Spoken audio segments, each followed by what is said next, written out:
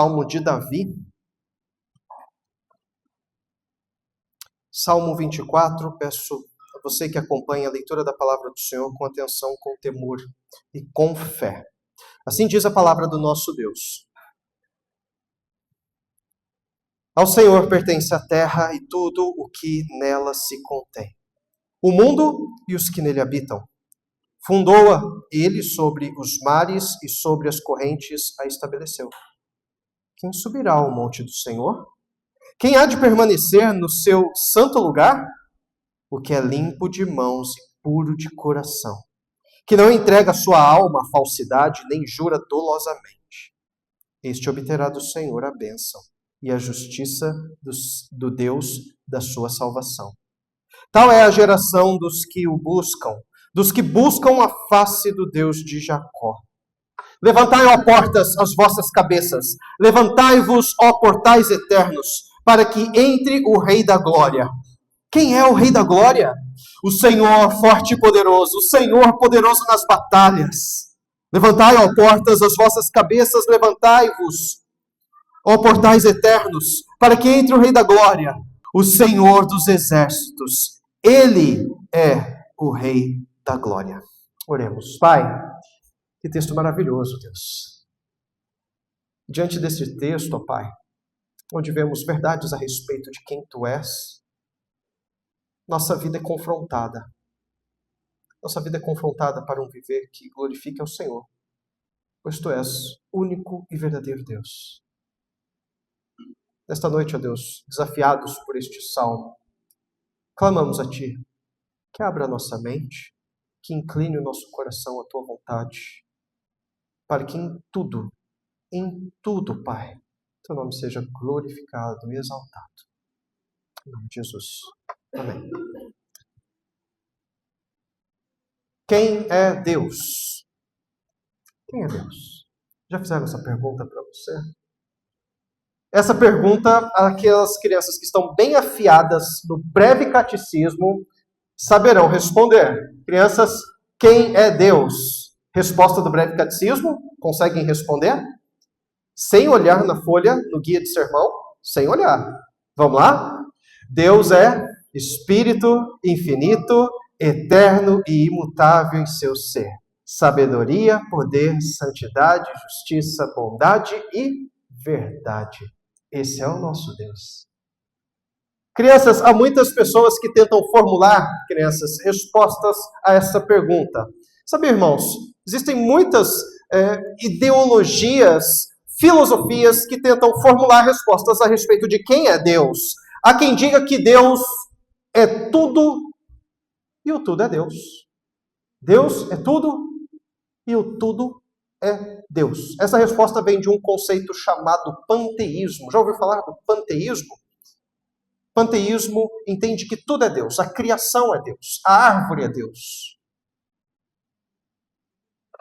Nele defende-se então que Deus é o mundo.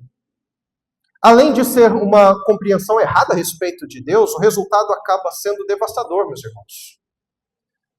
Vejam, quem defende o panteísmo afirma que Deus e o mundo são interdependentes, ou seja, Deus depende do mundo para existir. Isso significa que Deus não é mais o Criador, como lemos aqui em Gênesis 1, aquele que é soberano, que fez todas as coisas. Deus, na verdade, no panteísmo, não passa de um controlador ou alguma coisa desse tipo. Essas respostas baseadas em percepção, meus irmãos, em achismo, vãs filosofias, elas diminuem o Senhor. E, consequentemente, se diminuem o Senhor, o que elas fazem? Aumentam quem? O homem. Dão valor e importância ao homem que ele não tem.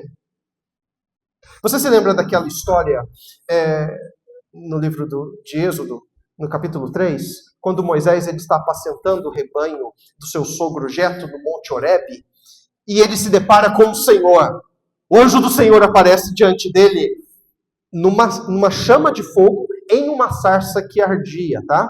Não é a sarça que fala com Moisés, mas o anjo do Senhor está no meio da sarça, a sarça no meio do fogo ali, o anjo, a sarça ela arde, mas não se consome.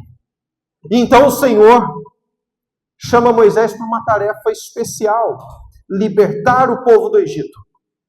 Mas Moisés, antecipando a pergunta dos hebreus, ele diz assim para Deus: quando eu for para os filhos de Israel e disser assim para eles: o Deus dos vossos pais me enviou a vós outros, e eles me perguntarem assim: qual é o nome desse Deus? Quem é esse Deus? O que eu vou dizer? E Deus responde: assim dirás aos filhos de Israel: eu sou, me enviou. Eu sou. Quem é Deus? Deus é. Deus simplesmente é. É assim que ele se revela em sua palavra. É assim que ele se apresenta a Moisés. Herman Bavinck, um teólogo, ele escreveu certa vez assim: Deus é aquilo que ele chama de si mesmo. E ele chama de si mesmo aquilo que ele é. Simples assim. Deus é. Ele não tem começo nem fim. Um dos puritanos disse: em Deus não existe nenhuma sucessão de passado, presente e futuro, mas para ele todas as coisas são presente. Deus não está preso ao tempo. Outro puritano, certa vez disse, em sua essência, Deus não é hoje o que não era antes, e não será amanhã e no próximo ano o que não era agora. Todas as suas perfeições são, em cada momento, absolutamente perfeitas nele, antes de todas as eras, depois de todas as eras. Ele é o que sempre foi e é o que sempre será. Deus não precisa se aperfeiçoar. Ele simplesmente é. Somente essas informações, meus irmãos, já nos bastavam para adorá-lo. Ele é. Somente essa informação já basta para glorificarmos o seu nome. Mas em sua bondade, em sua tamanha benevolência, meus irmãos, a fim de o conhecermos mais, Deus se revela a nós para que nós possamos desfrutar de um verdadeiro relacionamento com Ele. Isso é maravilhoso. Salmo 24 mostra quem o Senhor é. São 3 revelações a respeito do Senhor. O Salmo, ele começa com uma descrição do Deus Criador. Toda a criação pertence ao Senhor. Tudo que existe pertence ao Senhor, pois Ele fundou, estabeleceu, Ele firmou a terra. O registro dos 2 primeiros versos do Salmo 24 nos levam a uma primeira cena que nos remete ao texto lido na liturgia. Deus criou todas as coisas. Após mostrar então que o Senhor é o Criador de todas as coisas, sustentador de todas as coisas, o salmista faz uma pergunta. Diante disso, quem pode subir e permanecer na presença do Senhor? Quem pode fazer isso? A resposta não está oculta, mas explícita aqui diante de nós. Aquele que é limpo de mãos e puro de coração. Quem é esse que é limpo de mãos e puro de coração? Quem será esse? Qual dos filhos de Israel pode reivindicar tal pureza para receber tamanha bênção de estar na presença do Senhor? Então o salmista nos coloca diante de um momento de júbilo. Pois aqueles que perguntam, levantam essa questão, se poderiam entrar na presença do Senhor, agora parece que eles se veem do lado de dentro. Do lado de dentro da cidade, do lado de dentro do templo, aguardando a chegada do rei. E eles gritam: levantai portas as vossas cabeças, levantai, ó portais eternos, para que entre o rei da glória. Porta tem cabeça? Porta não tem cabeça, meus irmãos. Mas esse grito aqui poderia muito bem ser dirigido aos porteiros que estavam ali nos portões. E então eles levantam suas cabeças e olham e perguntam: quem é esse rei Ele é o Rei da Glória. É o Rei da Glória que está chegando. E a cena aqui é de um rei chegando de forma vitoriosa. É um rei que foi para a batalha. Quem é esse rei que vem? Ele vem fazer uma visita para a gente? Não! Esse é o Deus forte e poderoso, o Rei da Glória, que vem da batalha. O Senhor vitorioso. Quem é Deus? O Senhor é. O Senhor simplesmente é. Esse é o tema do sermão nesta noite, meus irmãos. O Senhor é. E nós veremos aqui, com base no Salmo 24, que o Senhor, Ele é Criador. O Senhor, Ele é santo. E o Senhor é o Rei da Glória. Uma compreensão correta de quem é Deus coloca o homem no seu devido lugar. Por isso que nós precisamos entender quem é o Senhor. Só que uma compreensão errada, ou uma compreensão superficial de quem Deus é, faz-nos pensar que o homem está no centro, Manuel. Que o homem, como disse um filósofo certa vez, Kalel, é a medida de todas as coisas. Esse foi o engano no Éden. E é o engano que o pecado continua despertando no coração dos homens. O Senhor é o Criador. Vamos a essa primeira realidade que o Salmo nos mostra nos versos 1 e 2. Ao Senhor pertence a terra e tudo o que nela se contém. O mundo e os que nele habitam. Fundou-a ele sobre os mares e sobre as correntes a estabeleceu. Os dois primeiros versos do Salmo 24 mostram que a terra pertence ao Senhor. Simples assim. Ele é o Criador. Ele é o dono e sustentador de tudo que existe. E tudo que existe, meus irmãos, foi criado para Ele. Inclusive você e eu. Fomos criados por Deus e para Deus.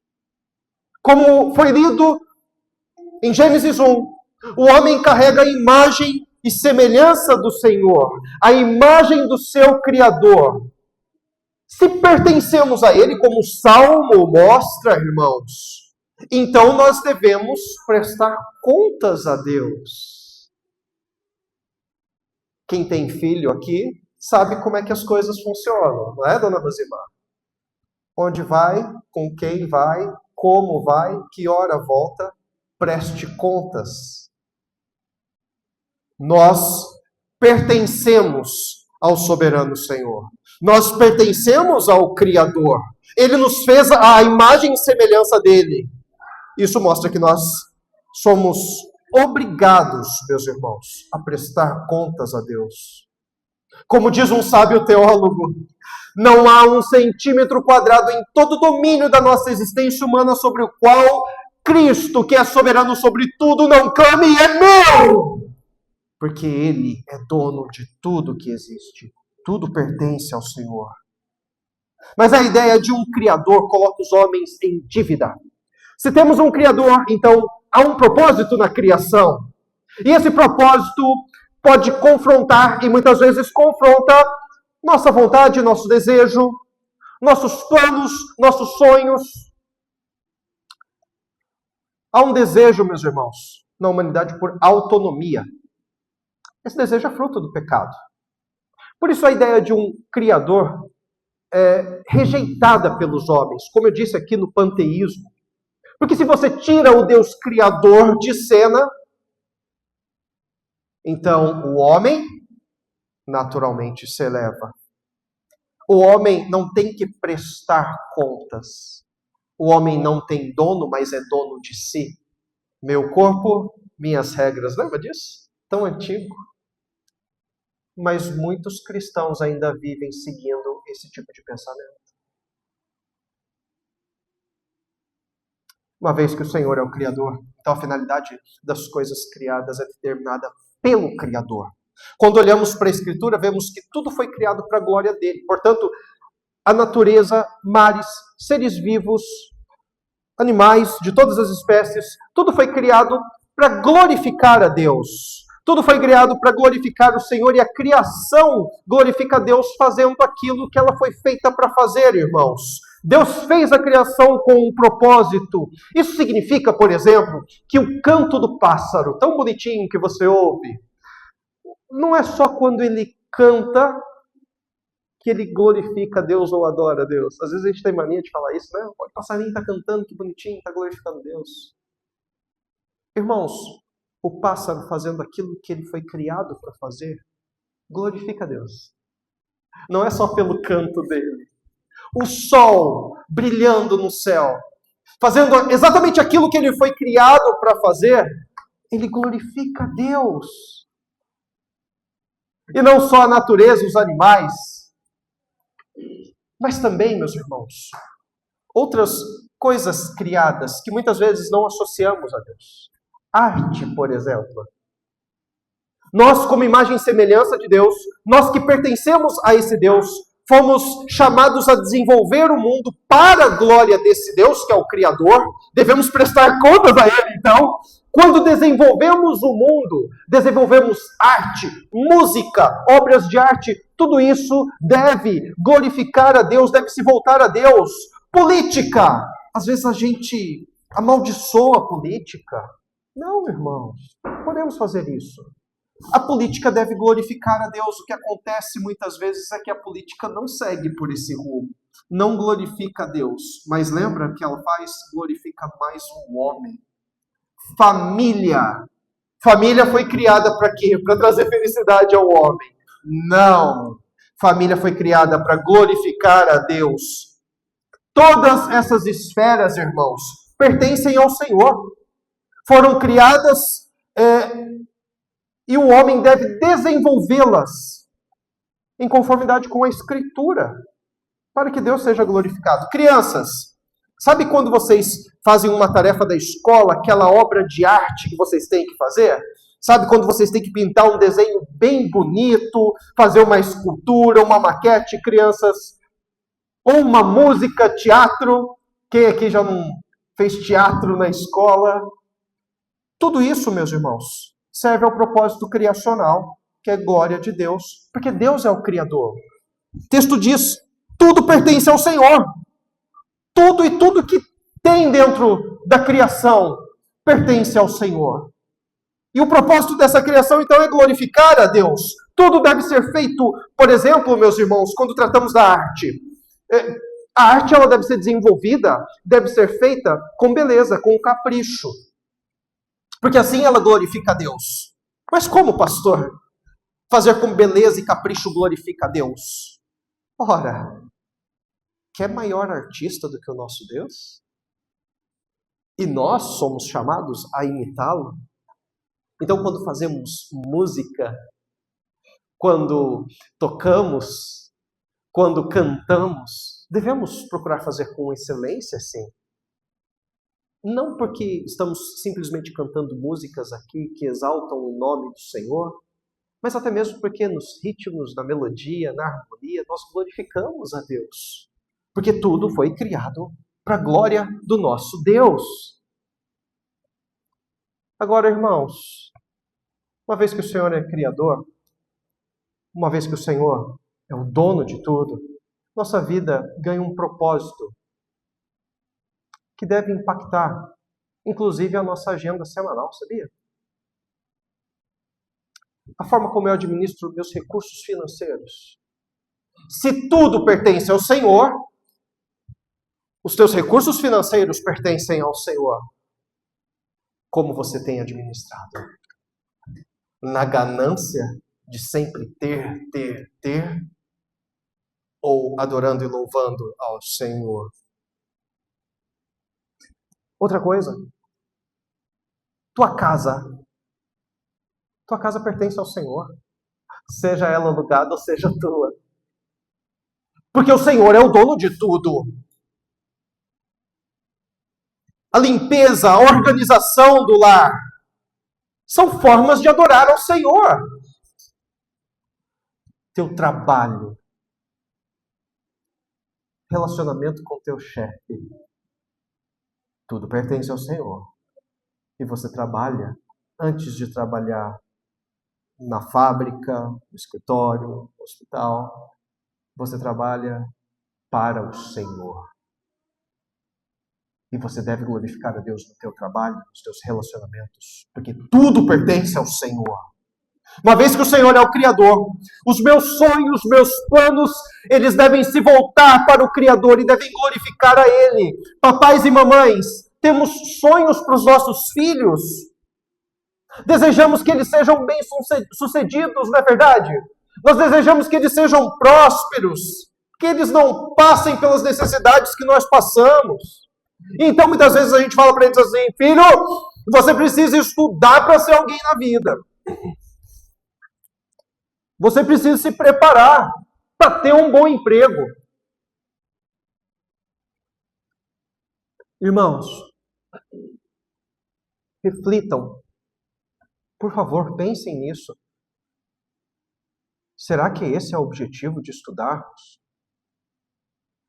Será que o objetivo de irmos bem, aprendermos a respeito da matemática que foi criada por Deus, do português, da gramática que foi criada por Deus, ciência que foi criada por Deus, a física que foi criada por Deus? Será que o objetivo de aprendermos isso é simplesmente para a gente se dar bem na vida?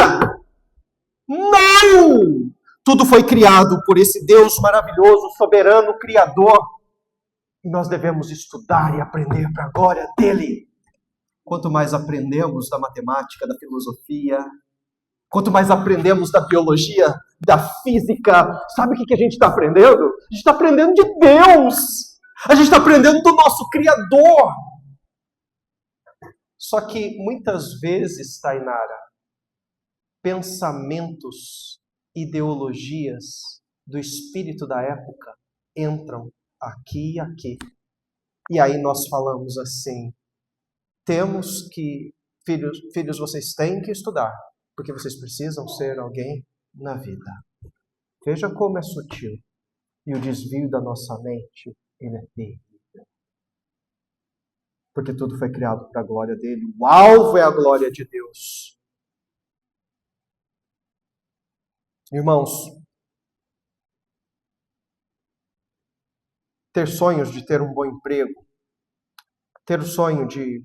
e fazer planos também para isso, para passar, por exemplo, num concurso público, enfim, ter sonho de constituir uma família, ter filhos, o sonho de ter uma bela casa em Pomerode, com aquele gramado bonitinho que a gente encontra aqui. Há algo de errado nisso? De forma alguma. E a gente tem que trabalhar. Sim, bênção se você puder ter isso. Se você puder ter esses objetivos e sonhos e alcançar esses objetivos e sonhos, isso é bênção. Não é errado. Devemos sonhar. Mas entenda que, primeiramente, nossos sonhos devem glorificar a Deus. Isso significa que, se para ter um bom emprego eu tenho que sacrificar minha família, será que eu estou glorificando a Deus? Para comprar aquela casa, eu vou ter que trabalhar em 2 turnos. E aí, como eu ouvia algumas vezes de alguns colegas num outro trabalho que eu tive, que diziam assim, com orgulho: vejo meu filho crescendo só na cama. Ele só estica, porque não tinha relacionamento com a família. Será que isso está glorificando a Deus? Você inverte. Sonhos em primeiro lugar. Relacionamento com a família deixa para lá. O importante é conquistar aquilo que foi programado, aquele sonho que foi sonhado. Será que assim estamos glorificando a Deus? Eu conheci histórias de algumas pessoas que queriam comprar um sítio. E quando alcançaram, não foi uma só não, algumas mesmo. E quando alcançarem esse objetivo, aí, sabe o que acontecia? Quando que eles iam para o sítio? Sábado e domingo. E aí essas pessoas pararam de vir na igreja. Será que elas estavam glorificando a Deus com isso? Abandonaram a comunhão dos santos, culto ao Senhor. Será que isso glorifica a Deus? Alcançaram o objetivo. Mas será que eles estavam pensando no Criador? Precisamos mudar nossa forma de olhar para o mundo. Há um Criador e Ele deve ser adorado e glorificado em absolutamente todas as nossas atividades. Seja nos conselhos que damos, até nas roupas que vestimos. O Senhor é o Criador, isso significa que você e eu vivemos no mundo de Deus. Você vive no mundo de Deus. Portanto, conformidade com a vontade dele não é uma opção, é uma obrigação. Conformidade com a vontade de Deus não é opção, é obrigação. Nós somos criatura. Em Cristo somos restaurados, irmãos. E essa é a beleza. Fomos criados para a glória dele. O pecado deturpou, desfigurou a imagem de Deus em nós. Não fez perder, desfigurou. Mas em Cristo Jesus nós somos restaurados, ou como a palavra diz, recriados. De modo que só podemos glorificar ao Senhor Criador por meio do Salvador Cristo Jesus. E a maravilha desse domingo, de hoje, deste dia, é que nós temos uma mesa diante de nós, que nos lembra disso. Esta mesa que está posta diante de nós nos lembra que nós fomos recriados em Cristo Jesus. Recriados para a glória de Deus. Recriados para glorificar ao Criador. Nós fomos aproximados dele novamente. E temos essa oportunidade maravilhosa de mudar a forma como olhamos o mundo. De prestarmos conta ao Senhor. Pois ele é o dono de tudo. E o salmista declara que tudo pertence ao Senhor, pois ele é o Criador. Então vem a pergunta: quem subirá ao monte do Senhor? E isso mostra que Deus, ele está acima do homem. E só quem pode acessá-lo são aqueles que são limpos de mãos e puros de coração. Porque o Senhor é santo. O Senhor é Criador e o Senhor é santo. Os versículos de 3 a 6. Os versos de 3 a 6 nós temos a imagem da santidade de Deus. Quem pode se apresentar ao Senhor? Quem dos homens é limpo de mãos e puro de coração? Há um registro no livro do profeta Isaías, lá no capítulo 6, de uma visão que o profeta Isaías tem. Uma visão em que ele vê dentro do templo o Senhor assentado no seu alto e sublime trono. E eu não sei se você se lembra desse texto, dessa visão de Isaías, mas ali você tem serafins que estão à volta do Senhor. E você se lembra aquilo que os serafins estão clamando, gritando? Santo, Santo, Santo é o Senhor dos exércitos. Toda a terra está cheia da tua glória. Os serafins, seres celestiais, clamam e cobrem os pés, cobrem o seu rosto. Seres celestiais escondendo a face diante do Senhor, porque o Senhor é santo. Quem dos homens, então, é digno de entrar e permanecer na presença do Senhor?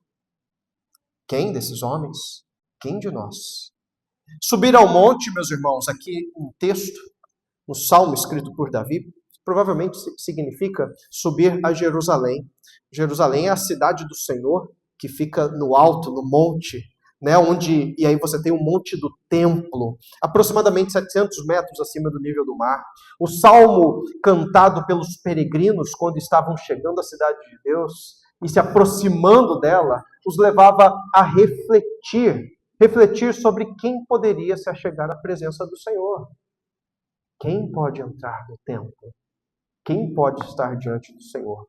Ora, sabemos na história da redenção que o sumo sacerdote ele acessava os santos dos santos uma vez por ano. Santo dos santos, aquele compartimento lá no fundo, que separado pelo véu do lugar santo. No templo e no tabernáculo você tem o lugar santo e o véu, e aí vem o santo dos santos. Você se lembra que tinha no santo dos santos? A arca da aliança, a arca do concerto. E ali você tem aquela que representa a presença de Deus no meio do povo. Ali o sacerdote acessava uma vez por ano. Mas havia, irmãos, todo um ritual de purificação. Todo um ritual para você acessar aquele local. O sumo sacerdote não podia adentrar aos santos dos santos sem sangue. Ele não podia falar assim, eu vou dar uma olhadinha para ver se está tudo bem lá dentro. Deixa eu ir ali, ver se Eu puxei direitinho o véu e fechei tudo certinho. Não tinha, não podia fazer isso. Ele não podia acessar os santos dos santos. Aliás, ele só entrava lá se ele tivesse sangue em suas mãos. Sangue para fazer a oferta pelos pecados do povo. Mas os homens não podiam adentrar a presença do Senhor. Somente o sumo sacerdote, uma vez por ano, com sangue nas mãos e com entrada restrita. Isso mostrava que o acesso ao Senhor, então, era limitado. E de fato deveria ser limitado, porque o Senhor, ele é santo. Entrar na presença dele sem purificação poderia significar morte, irmãos. Lembram de Uzá? Ele encostou na arca e morreu. Entrar na presença do Senhor poderia significar a morte. Por quê? Porque o homem não é limpo de mãos e nem puro de coração. Davi coloca duas necessidades para os homens acessarem ao Senhor. Eles devem ser limpos de mãos. E isso aponta, meus irmãos, para atitudes. Atitudes ou ações limpas, não manchadas pelo pecado. Mãos muitas vezes referem-se às ações dos homens.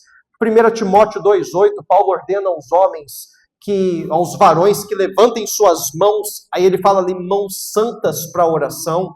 Isso significa que suas mãos não devem se contaminar com o pecado, mas eles devem orar e ter atitudes santas diante do Senhor, atitudes corretas diante do Senhor. Aqueles que se aproximam do Senhor devem se apresentar com mãos limpas, atitudes santas, atitudes que não têm do que se envergonhar.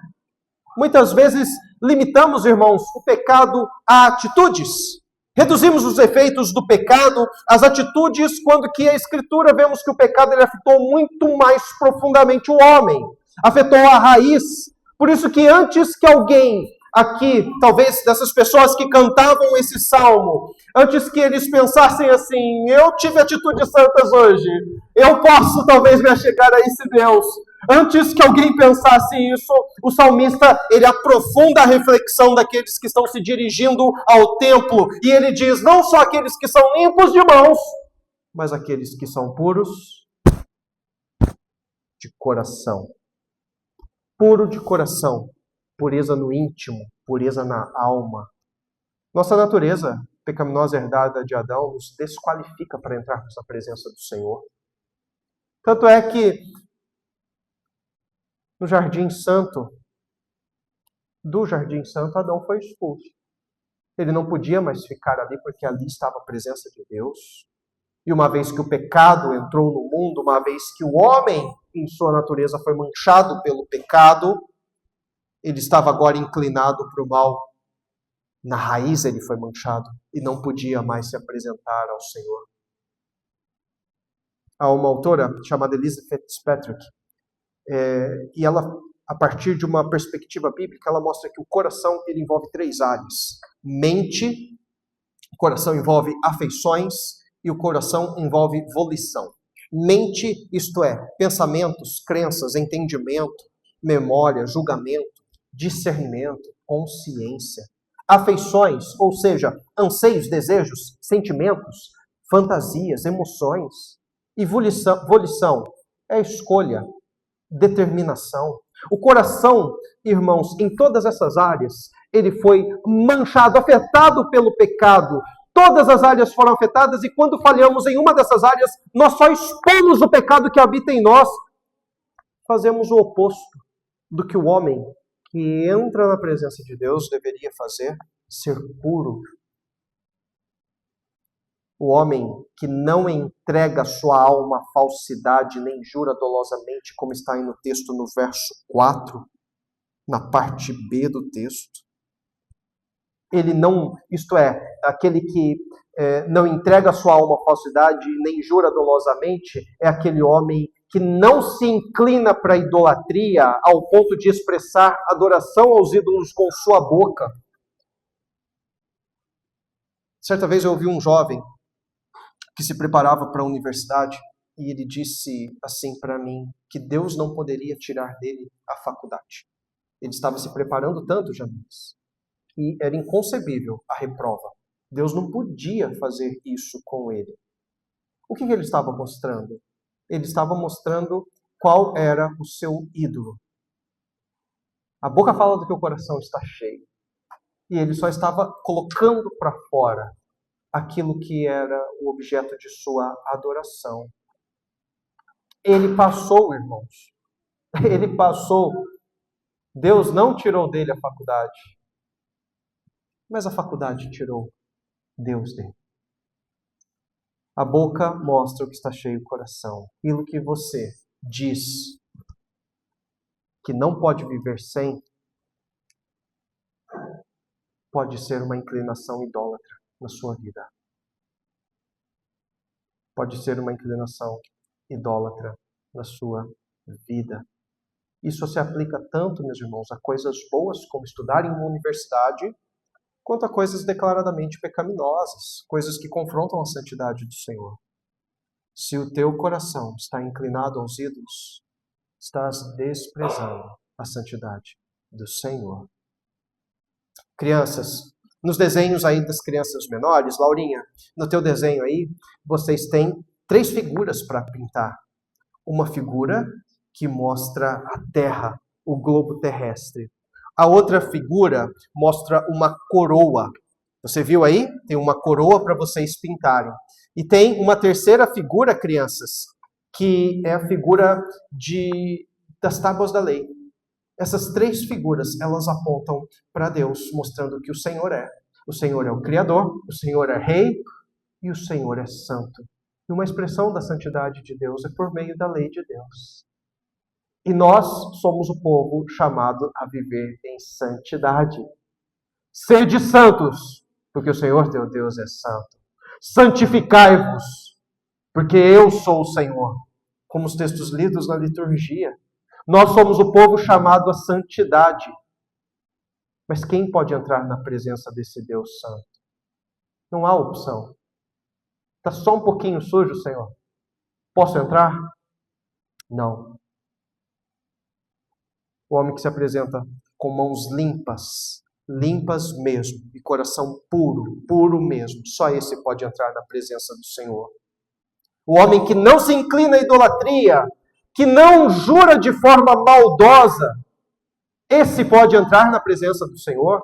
Inclusive, esse, como diz o texto, ele receberá as bênçãos do Senhor. Irmãos, houve um homem na história da redenção que se apresentou diante do Senhor com mãos limpas e coração puro. Esse é Cristo Jesus. Cristo é o santo. E por ele ser santo, nosso representante pactual, esse homem limpo de mãos e puro de coração, por meio dele nós acessamos a presença desse Deus maravilhoso. Por meio dele nós podemos nos achegar a esse Deus maravilhoso, a esse Deus que é santo, santo, santo, e nós podemos, inclusive agora, clamar, Abba, Pai. Podemos chamá-lo de Pai, porque Cristo abriu o caminho a Deus. E não só abriu o caminho a Deus, mas as bênçãos conquistadas recaem sobre nós. Veja, eu não vou falar para você olhar para o lado e dizer, Deus te abençoe, ou eu te amo. Nada disso. Mas você já reparou que você tem uma família? Você tem uma família. Família da aliança. Uma expressão da bênção do Senhor que você pode desfrutar. Por causa de Cristo Jesus, o limpo de mãos e puro de coração, que entrou na presença do Senhor e conquistou essas bênçãos maravilhosas para nós. Mas não só isso. Algo muito maior. Ele nos garante a habitação na presença do Senhor. Essa terra não é tudo, irmãos. Essa terra não é tudo. Então tira os seus olhos dessa terra e coloque os seus olhos na Jerusalém celestial. Não coloque sua esperança aqui nessa terra. Pastor, esse ano é ano de eleição. As coisas vão melhorar. Agora vai, Celso. A economia, voar. E se não acontecer? Você vai entrar em depressão? Acabou tudo? Se o emprego dos seus sonhos não vier? Acabou tudo? Se a família não vier, o que vai ser? Os filhos. Sua esperança não pode estar nessa terra. Porque agora você pode ter uma esperança real e verdadeira. Aquele que é limpo de mãos e puro de coração. Ele entrou na presença do Santo Deus. E você pode desfrutar dessa esperança maravilhosa de que um dia nós estaremos na presença desse Deus. Desse Deus que é santo, santo, santo. Aqueles que estavam se dirigindo ao monte do Senhor, agora parece que a figura muda a partir do verso 7. E eles estão do lado de dentro, aguardando a entrada do Rei triunfante, o Rei da Glória. O Senhor é o Rei da Glória. Terceira e última aqui, revelação a respeito de quem é Deus. O Senhor é, simplesmente é. O Senhor é o Criador. O Senhor é santo. E o Senhor é o Rei da Glória. Os versos de 7 a 10. Levantai, ó portas, as vossas cabeças, levantai-vos, ó portais eternos, para que entre o Rei da Glória. Quem é o Rei da Glória? Senhor forte e poderoso, Senhor poderoso nas batalhas. Levantai, ó portas, as vossas cabeças, levantai, ó portais eternos, para que entre o Rei da Glória. Quem é o Rei da Glória? O Senhor dos exércitos. Ele é o Rei da Glória. O Rei vitorioso que saiu para a batalha e agora ele retorna para o templo. Ele é recebido com honras. A cena aqui, meus irmãos, traz à memória do leitor do Salmo, aquele momento em que a arca, ela saiu para ir acompanhar o povo de Israel na batalha, e agora ela está retornando com um povo vitorioso. A arca, ela representa o próprio Deus que habitava no meio do povo. Então, a presença junto com Israel nas batalhas, ela faz de Israel um povo vitorioso. Os portões, então, se abrem e entra aquele que céus e terra não pode conter, o Rei da Glória. Rei que estabelece seu governo, porque ele é vitorioso. Rei que estabelece o seu governo e conduz esse povo, então, a responder com adoração, a responder em submissão, reconhecendo a grandeza dele. Irmãos, o Rei da Glória, ele governa. Nós estamos debaixo desse governo. Submissão não é um desejo, é imperativo, uma ordem. Já vivemos debaixo do domínio do Senhor. Senhor que se revela a nós como o Rei da Glória. E por causa disso, meus irmãos, nós podemos descansar. Descansar porque Ele nos traz esperança. Israel pode descansar porque o Rei da Glória chegou, o Rei vitorioso. E nesses 4 últimos versos temos essas repetições aqui, não sei se você observou. A imagem aqui provavelmente é de um povo gritando do lado de dentro do templo ali. Levantai, ó portas, as vossas cabeças. E aí, como eu disse, uma referência aos guardas que talvez respondam aqui, quem é o Rei da Glória? E aí o povo responde, quem é esse Rei da Glória? Esse Rei da Glória é Yahvé, forte e poderoso, Yahvé poderoso nas batalhas. E aí a repetição de novo no verso 10, ela é paralela, mas aqui apresenta outras palavras no final. Yahvé dos exércitos, uma ênfase, ele é o Rei da Glória. Quando Davi escreveu este salmo, não havia templo, irmãos, somente tabernáculo. Tabernáculo era o local que era aquele que prefigurava o templo, né? O templo e o tabernáculo, eles são exatamente iguais ali na disposição. E eles representam a habitação de Deus no Antigo Testamento. Deus habita no meio do seu povo. Primeiro essa manifestação no tabernáculo e depois no templo, num local fixo. Calvino afirma que Davi, ele fala aqui neste salmo, então, não do templo construído já, mas da futura edificação do templo, apontando para aquilo que iria acontecer. E nesses últimos versos, o salmo ele finaliza com essa expressão de adoração, reconhecendo a grandeza do Senhor, que é o Rei da Glória. Levantar portões às cabeças também pode ser entendida como uma figura de linguagem aqui que expressa o nascimento da esperança. Pessoas esperançosas, elas levantam as suas cabeças para olhar no horizonte. Nós, na noite de hoje, podemos olhar no horizonte. por meio dessa mesa.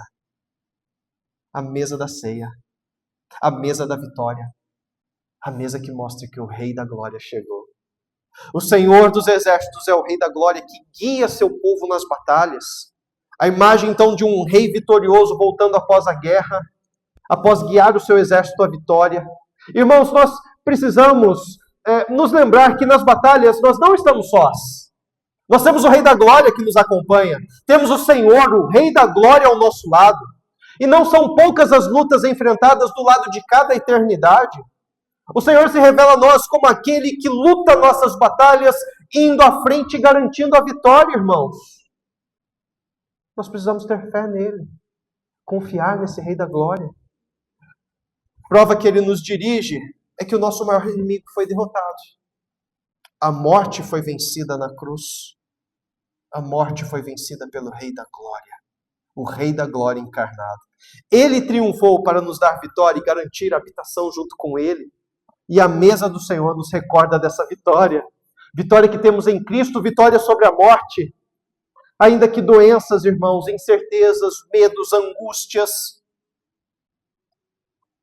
ainda que a morte bata na nossa porta e abale, e nos abale, e tem hora que abala a nossa estrutura, abala a alma. Meus irmãos, mesmo diante dessas batalhas, nós podemos levantar os olhos com esperança, olhando não para o horizonte, mas para Cristo. A mesa da ceia é essa expressão dessa esperança que temos, porque o Senhor, o Rei da Glória, venceu. Quem é o Senhor? O Senhor Ele é o Deus Todo-Poderoso. O Deus Todo-Poderoso que se revela ao seu povo para que desfrutemos de um relacionamento com Ele. Ele é o Criador, quem nós devemos prestar contas, glorificar. Ele é o Senhor Santo, aquele a quem devemos imitar. Ele é o Rei da Glória, aquele em quem nós devemos confiar, a quem nós devemos nos submeter, a quem nós devemos adorar, porque Ele é a nossa esperança.